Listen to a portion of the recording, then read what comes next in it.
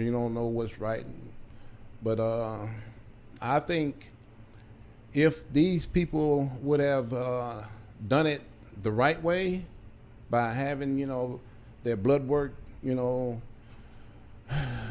done and stayed on top of everything, and made sure they were always like 100% healthy, I don't think they would have any problem. Yeah, I think this is really important to say because nowadays, I don't know how I know you probably don't use so much of social media. Like you're probably not on TikTok and all this stuff like yourself, right? Mm-mm. So nowadays it's very, very popular for kids who are very young to like talk about and joke about either taking Tren, which is crazy because it's a very hard steroid, or SARMs, which is like a new version of like pro hormones would have been back in the day, which are like different derivatives. It's like basically a steroid anyways, doing the same thing, affecting the hormones.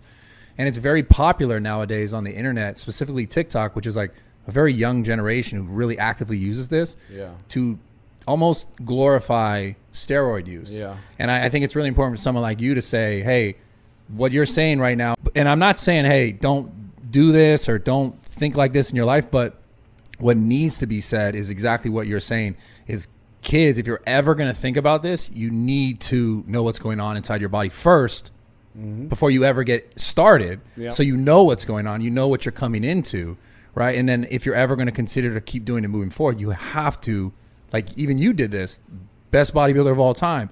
What, how 3 times a year you got your blood work done? Yeah. And like that's the thing, like people sometimes maybe they're afraid to do it or they just don't know to do it, but it's one of the most important things to do is to know what's going on inside your body, specifically in this case if we're putting something inside our body. And I just want that to be said because I know some kids might watch this, and I know like a lot of kids are actively like almost joking about this shit on the internet. And it needs to be said because there's very serious consequences as we're seeing. Very serious, especially when you start dying. And this sport is not worth dying for. No. Not at all. Because I remember back in 2001, I'll never forget it like it was yesterday. I woke up the morning of Olympia and I felt awful. I was totally dehydrated. You have to be kind of a little bit dehydrated to get up there on stage. But this morning, I felt awful. I felt real bad. I was to the point where I felt like I was kind of dying. And it scared the living hell out of me.